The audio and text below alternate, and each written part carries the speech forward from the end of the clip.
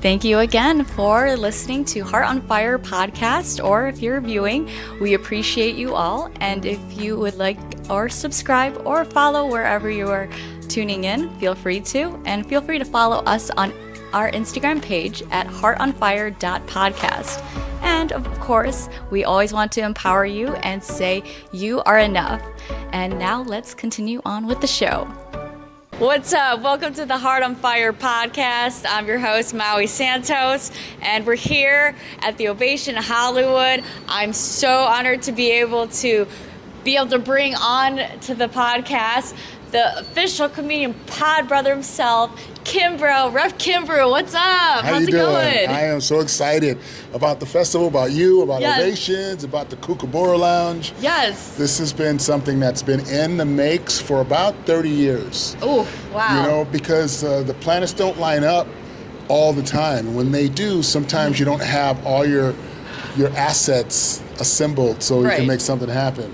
And it finally did. I got an amazing venue, the Kookaburra Lounge. Yes. I have access to all my comedy buddies from the past 40 years that are out here that can be on the lineups, so the lineups are solid. Yes. I got podcasters like yourself and some Podfest folks from around the country who are here as well. Yes. I got over 150 films submitted for the film festival part of it. Amazing. And my birthday lands on a Saturday this year. And whenever my birthday lands on a Saturday, the PodBrother has been known to kind of blow it up a little extra. Hey, you got to do a little something extra Throw a for your birthday. little something in the sauce. Yes. No, so it's incredible that you have so much breadth of community to be able to come in and to actually like lift up this whole festival. You know, what was it about this festival that means so much to you, especially even in honor of the responders that you're highlighting? Well, I always advocate that if you want to get into this business, it's a long game. Mm-hmm. So try to find quality people that you want to have a relationship with for the rest of your life, which means when things get rocky and they turn left and they go south, always try to figure out how to work it out, because the long game and the long relationship is what's the most important, not the issue that's happening right now. Right. Too many people, they triple down on instant issues, and they triple down and terminate and burn bridges over the stupidest things, and you invested all that time and energy into a relationship that no longer exists, and there's no future for it because Right. you burned the bridge. So, you know, obviously there are some toxic people out there who do some heinous things, and you want to try to avoid them, but that comes with, you know, even vetting some of the people you want to get involved with in the first place. True. So you got some front end work, and you've got some maintenance, and you got some investment in your relationships.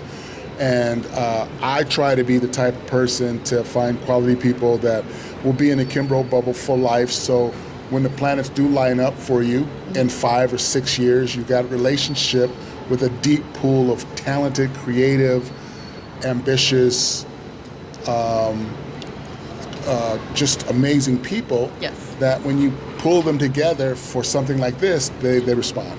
And that's no laughing matter, pulling people together. So Man, that's no joke, man. Especially out here in like Flakerwood. Man, there's a lot of flakelicious people out here. They say, yeah, Kimbrough, I'll be there. And you don't see them. I'm from the East Coast where people, they do what they say what they're going to do. They do it. And it's cool. But it's okay. I mean, you know, there's so much going out here to where I don't see it as a flake as much as there's just so many opportunities, and you have to weigh out what you can and can't do, because, you know, you don't want to miss an opportunity because you're kicking it with the PodBrother's birthday. Yes. So I give people a lot more of a pass when they can't come to my show or my film or my birthday, because you might only get that one shot, and it happens to land on Kimbrough's birthday, and I'm not going to be like, oh man, why didn't you show up? That's whack. You know, It's like, yeah, but I was with, you know, Larry David. I could have had a chance to be on Curb Your Enthusiasm. I'm not, you know what I mean? Yeah, no, trust. So they ebb and flow, you know. Yeah, you know, if I was in Indiana, ain't squat going on there. My birthday is going to be the coolest thing in Indiana. So if you miss it, you got no pass. But out here, I understand that there's opportunities. Trust. No, and it's good. And the fact that you're obviously giving people opportunities and letting them shine is to your efforts commendable. So it's got to be a win-win. We all moved out here with a dream. The second we got off the plane, that dream returns into a reality, practical pursuit of what it is that you're doing. So I'm no longer dreaming to be the thing. I am now in the thing. Yes. And there's a difference. Right. When you're in Indiana and you're dreaming about going to California and being funny. But I'm in Indiana, so it's a dream. You know what I mean? Once upon a dream, but at the same time. Second you get off the plane LAX, you just entered into the reality of actually going for it practically. That's when the work comes in, yeah. That's when the work comes in. People don't want to put the work in, but that's what you got to do. You got to put the work in. Yeah, and you're a hard worker, and I've seen so much of your work come to life this year. Kind of circle back at the beginning of this year, you kind of came in hot with like this new track that was added to the PodFest. For anybody who has knowledge about the PodFest, that happens every year and one of the longest running in person in the industry for podcasters. Can you celebrate and tell us a little bit more about that? I love PodFest, what they've been able to do for me in leveling up my comedy, my podcasting, my film festival, anything that I want to do with regards to comedy. PodFest has allowed me to level up my brand. I have an engine that's on a comedy track that's going to a direction, and if you're going in the same direction that I'm going, you can hook your boxcar up to my boxcar. I'm willing to pull all of us in that direction. Yes. but it's that direction. Of course. So PodFest was one of those events that allowed me to say, hey, I want to hook my engine up to the boxcar and see if I can level up what they're doing. Mm-hmm. They're the longest running podcast expo in the country, but they didn't have film, mm-hmm. they didn't have comedy, they didn't have film festivals, and in my world, all those worlds tie together. Mm-hmm. Those 4 lanes are my actual collaborative lane. Mm-hmm. That's my co-op lane. Awesome. Because I didn't realize it until I was in it. As a stand-up comedian, podcasters want you to come on their show to make their show funnier. Right. As a stand-up comedian, filmmakers want to have you come on and do funny scripts and play funny parts. Right. And then that film then gets submitted to film festivals, and they want you to go to film festivals and promote the film that you're in. Mm-hmm. And then at the film festival, you're doing an interview with podcasters that are at the film. I'm like, wait a minute, these 4 things, they all touch all the time. Right. So who is out there leading the full court press and bringing those 4 items together, those 4 industries to create a coalition? And I thought, okay, that's me. Mm-hmm. And PodFest allowed me to take a concept of those 4 industries and merge them all into one comedy track, where we had a film festival at PodFest, we had open mic workshops. Yes. The people who attended those workshops got to do an open mic performance. Mm-hmm. We had a headliner show. We had a film festival. We got over 150 films. Yes. And then podcasters were interviewing each other about the comedy, the workshops, the film festivals, and all the comedy productions. So I got to see a concept actually play out in real time at an expo that has a couple thousand people attending it. Mm-hmm. And then they all walk away with, this was so cool, I learned so much. The coolest thing about PodFest was the open mic and the comedy tracks, the improv. So I felt like, wow, it's like you've been coming here for 10 years and I'm the coolest thing that happened. Yeah, no, so I love that. It was really cool. I love that you were able to bring that to life, and I think that's what's cool and curious about what you get to do, and as artists that we get to do, is that we get to bring things to life and be able to share that with people, and then it's such a warm feedback to have people tell you, like, wow, yeah, like you said, thank you so much for being a part of this. So I appreciate you sharing that in. As far as your breadth of work, you've been in the comedy space. I was like, can you tell about what got you into it? Because that's always a curious background. I was always a class clown as a kid, and I always was that type of person that was always trying to find comedy and find laughter. And being a big lover of laughing kind of made me ambitious about wanting to make people laugh.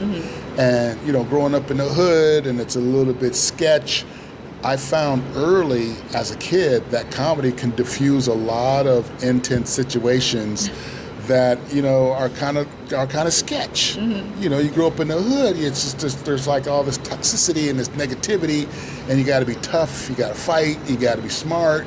And I found that comedy was a way for me to navigate a lot of that. Were you finding yourself as much of a tough guy, or you were like, I gotta switch this because it's not gonna work out for me? You know, we all as young boys experiment with how tough we think we are or how bad we think we are. But the reality is there's always somebody that'll put your ass in check. You know, the checks you write with your mouth, you can't cash with your ass. Fair. And when you discover that, then you're not. It's like, you know, I ain't trying to be a tough guy. You know, we leave the tough guys to the real tough guys. We let the tough guys have the tough guys. I'm gonna use some wit and some diplomacy and some charm and, you know, some other assets that I have to try to navigate this. And if I get backed in a corner and have to fight my way out, then yeah, I'll tap into whatever toughness I think I have to do that. Yes. But it's not like I'm looking for it. Of course. So I have found comedy has been a way for me to navigate life for the good and the bad. And in doing that, I discovered there's a profession in this. Like, wait a minute. You mean people are making money, making people laugh? I'm like, okay, how does that work? And my friends and my wife at the time pushed me to go to a comedy club, and I didn't want to do because I was funny, you know, cracking on people here and there, and I was a DJ, I could crack on the mic at a wedding. Yeah. But to do stand-up, I was like, I'm not that kind of funny. They're like, no, you are that kind of funny, you should go for it. And so they pushed me on stage, I did it, and got laughs, and I never looked back.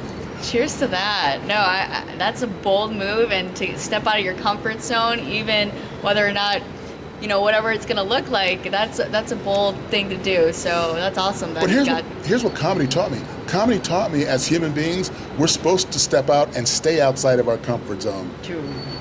Because that's how we evolve and we learn. Is things we don't know. And everything we don't know makes us feel uncomfortable.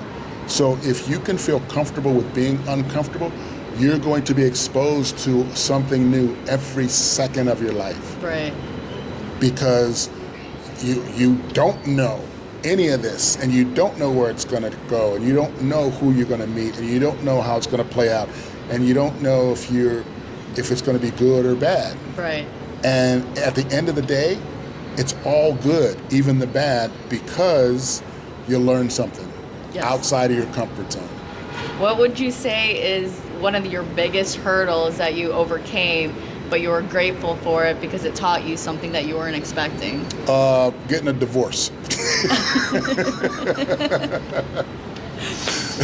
I hear you on that.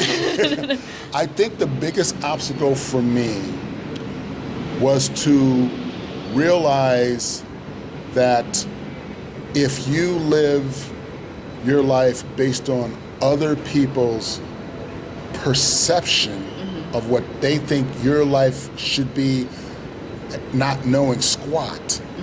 You don't know squat, but you have projected onto me what I shouldn't do.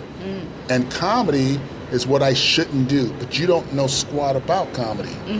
You don't know squat about the industry. You don't know squat about anything.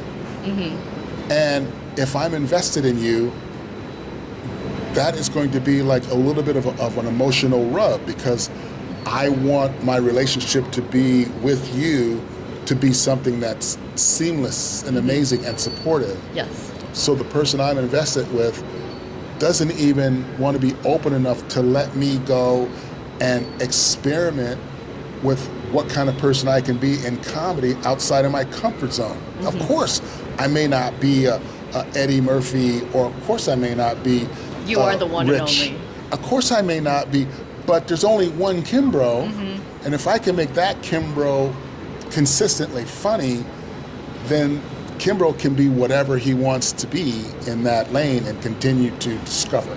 Yes.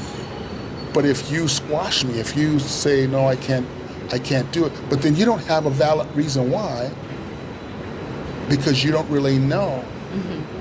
You don't know the industry. You don't know the struggle. You don't even know. I don't know. So I know you don't know. So the only advice you can give me is like, hey, there's a huge unknown in what you're about to do. Embrace that. When you fail forward, I will be there to pick you up. That's the only advice you should be getting and giving. It's like, I don't know what you're about to step into because you're stepping into something outside of your comfort zone. Yeah. But I do know when you fail forward, I will be there to pick you up, and I'll be there to share in whatever sadness or setback or whatever happiness or celebration or joy, whatever it is, I'll be there to like experience that with you. Yes. I receive that, and relationships are a lot of work, and the thing is, even whether it's work or romantic or whatever, what have you, work, it just ends up showing that like you want to be able to have these people in your corner for the long haul, for the ones that are supporting you. And so I know that whatever it is that you have put forward, this is like a new becoming, and I receive that, and I celebrate that for you. Thank you for sharing that. What would you say as far as at this level, you know, there's a lot of people pouring into this comedy festival, kind of circle back, that their films are, you know, a variety, and what would you say is surprising to you about the kind of influx? I think the fact that people just went for it. Like I learned, I think I learned this at the Podfest, is to start now and start ugly. And what that means is just start. Don't overthink it. Don't strive for perfection. Don't talk yourself out of it. Just do it. And if you do it and you don't know it, you're going to learn, even if you don't study, just by doing it. Yes. And what I found from these films is exactly that. These people started ugly. And they started not knowing squat. They basically said, I am not going to take a comedy class or a film class. I'm not going to go to film school. I'm not going to ask any filmmakers how to do it. I'm not going to watch a how-to YouTube film. I'm just going to grab a camera and with a wacky idea, turn it on and just start shooting. Yes. To me, I like to watch those. Now, they have no chance of getting anything. But the fact that they got off their couch, picked up a camera, knowing nothing, and just turned it on and just threw gack into the lens. Yes. I found that extremely admirable and fascinating, because when they look at it, they're going to be like, you know what, maybe I should watch a YouTube video. Maybe I should learn camera composition. Maybe I should learn how to write a script and make a picture story. Maybe I should figure out how to cast talent versus family and friends that want to be in it but have no talent, no train. Like, when you start ugly and you look at it, it'll make you want to make it prettier. But if you don't start at all, if you don't start ugly, if you don't start at all, because you know what you're going to do is not going to be pretty, you're not going to start. Yeah. You're not going to start, because you're already comparing yourself to Steven Spielberg, and Steven Spielberg started ugly, you know, at 8 years old with an 8mm camera, 16mm camera in his backyard with paper cutouts. Right. You know, that's humble beginnings. Yeah, but you pick up a camera and you cut out your paper cutouts and you attach them to your string, and you make your movie. Yeah. And of course, it's ugly, but it's how you start. Of course. Exactly. It's how you start. And even if you go to film school and you look at YouTube videos and you talk to people, you're still starting ugly. You just happen to know a little bit more about filmmaking, but you're still starting ugly. Yes. It's an ugly pretty. It's an ugly pretty information. But yeah. So when I watch these films, that's the most fascinating thing to me about being a film festival producer. And then when you have a film that comes across and it's brilliant, and it's great writing and great acting, and the composition is beautiful, and the sound is great, and the effects, and the after effects, and the editing, and the colorizing, and it's like really a beautiful looking film. It's an amazing sounding film. It's an incredible story, and the performances that the actors made choices in bringing those characters to life, and that all comes together through a director's vision. And then the producer had the resource enough to get the director everything that they needed, and the actors and the crew to get this thing across the finish line. That's a whole different admiration. Absolutely. No, thank you for sharing. I know that there's so much of levels in the industry of creativity, and I know that you've had your hand in like different works out here. Was there a piece of work that you thought that like, man, I should just scrap that, but then you just like, you know what, like these other filmmakers, they're like, you just went for it and it just like turned around for you? Yeah, there's if I'm looking back at a lot of the projects that I've been involved in the beginning, I was like, oh, I want to be a comedian on, Showtime or HBO. Back in the '80s, that was that was the outlet. I started my career before cable. Like the only comedian you saw on TV was like the 3 channels and late night on Johnny Carson, and you had no idea how that guy got there. Right. They just brought a guy out and he told jokes, and you had no clue that there was a comedy club they worked at and they wrote. It was just like some guy came out from TV and started being funny. And so I started like watching that.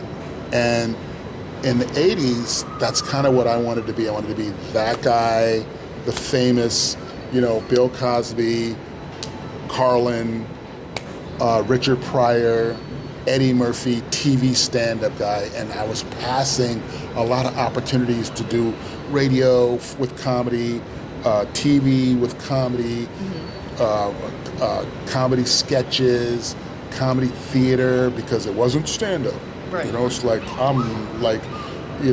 I had kind of this arrogant Illuminati stand-up kind of attitude, and if it wasn't stand-up, I wasn't touching it. Right. And I missed a lot of great comedy opportunities that could have helped my stand-up, could have helped put money in my pocket, could have helped me develop relationships with people who aren't stand-ups but are lovers of comedy, and could have launched me into some amazing sitcoms, movies, radio tour stuff.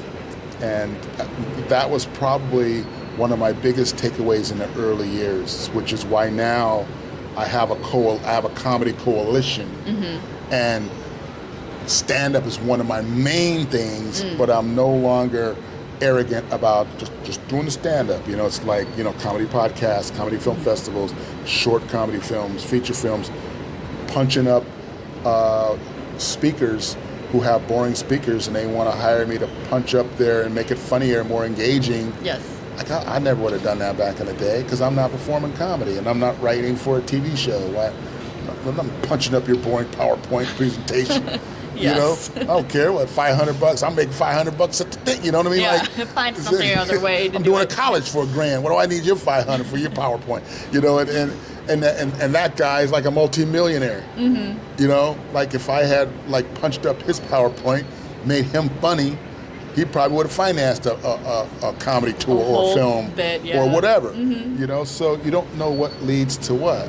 But as your point, I mean, like those scrappy moments got you to a learning curve to actually get you where you are, and you have created a program. And can you tell us about what you've created as far as your track of way of curving not only like comedy, but I know that there's other spaces of creating. Yeah.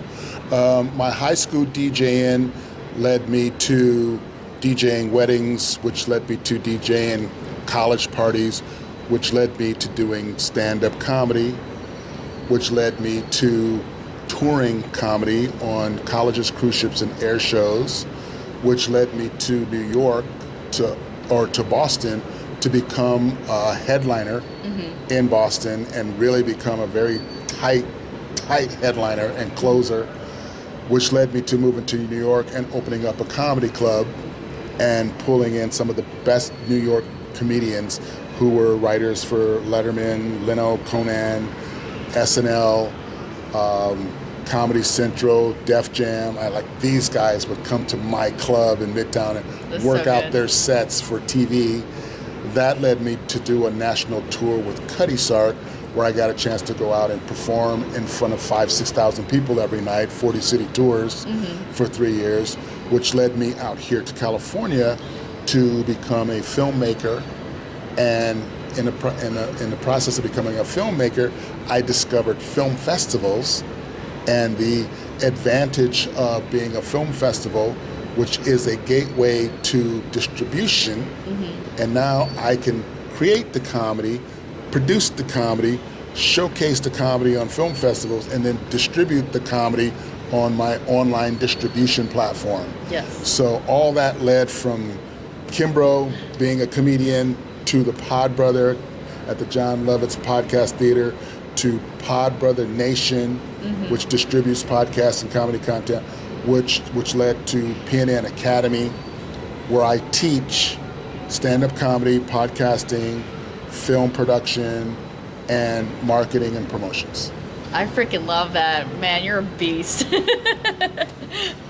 I just love this stuff. I love that you love this stuff. I know that people who are tuning in, they're like, wait, PodBrother, like, where did that come from? I know you anecdotally popped that in. I got that from the John Lovitz Podcast Theater, because my name is Kimbrough, and I'm a brother. So my podcast was the Kimbrough podcast. So I had a bunch of my friends on, and it was a funny show. And this drunk guy in the audience came up to me after with the show, and he was like, "Hey, man, yeah, like your PodBrother stuff was hysterical." And I was like, "Did he just call me the PodBrother?" So he kind of like, in his head, he like mashed podcast and Kimbrough into PodBro. And I thought, and then there were people around me, they were like, "Bro, you're the PodBrother. That's good. You should like, that should be your podcast." And I go, "Yeah, okay, that's my podcast." Right. So a drunk guy coined me the PodBrother, and that's the actual story. The story I like to tell at parties is John Lovitz coined himself as the Podfather, and he anointed me the PodBrother. That's a much cooler story. Right. But that's not accurate. Trust. You but heard at a Christmas party, when you're trying to get hooked up, right, that's got some weight. I mean, you punch in comedy where you at, so I feel that. Yeah, John Lovitz, the Podfather, anointed me as the PodBrother. What are you doing after the party? Right. Respect. I appreciate that. But, long and short, it's been such a journey to hear, how far you've come along. And obviously, you're still learning. But as far as looking back on the younger yourself, or even aspiring comedians or people who want to be in this industry, what is your 2 cents that you want to share with the rest of the community? Gather your database of family and friends and strangers that are going to support whatever you do now. And don't lose it. I had a database of about 60,000 people when I was in New York. I lost it on tour. I had a database of about 4,000 people on my cruise ships.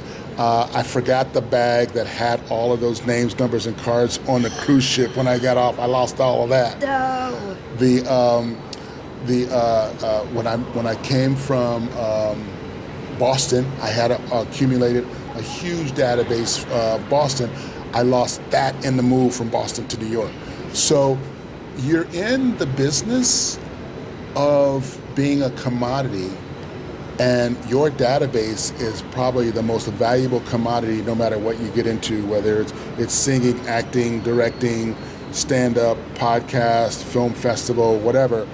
If you have access to a database, of lifelong accumulating of people who can support you. When you finally do have a commodity, that's huge, because right out the gate, you now have an audience. Yes. Perfect example of that is The Rock. Spent all those years in the WWF, like creating fans, and then when he moved into filmmaking, he was an instant A-list star because he had a database of fans. Yes. So that would be my number one thing. Don't be the ones like, oh, you know, I'm just going to work on my stand-up and my comedy and my acting, and then when someone, you know, pulls you into an event, you got no friends, you got nobody. Like, no support. Where's your people? Where's your support?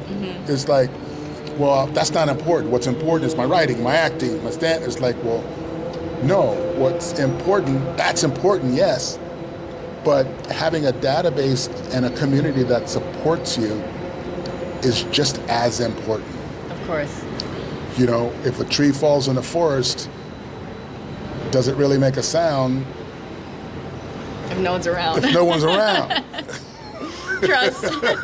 So it's like that. So that would be the number one thing. The second thing I would say is work as hard as you can on your craft and talent to be as good as you can be with your goal to be in the 3%. You don't have to be number one in the world. But if you can be in the top 3% of your skill set, you're marketable and you're a commodity, and people will put money in your pocket because your talent represents the work. I received that. That's a lot. That's a lot to take in, and I'll take a lot of that in my book. Thank you so much for being able to share your breadth of knowledge and your journey with us. How can we follow your journey? You can follow me, podbrother.com. You can follow me, PodBrother, on Instagram. You can follow me at PodBrotherNation.com for my live stream content. And you can follow me on pnnacademy.org for all my festival stuff, including the Hollywood Drive-In Film Festival. This is one of my events right here. Exactly. Thank you so much. Well, feel free to follow us at our Instagram and YouTube at heartonfire.podcast. Thank you again for tuning in, and we'll see you all real soon. Take care. Bye.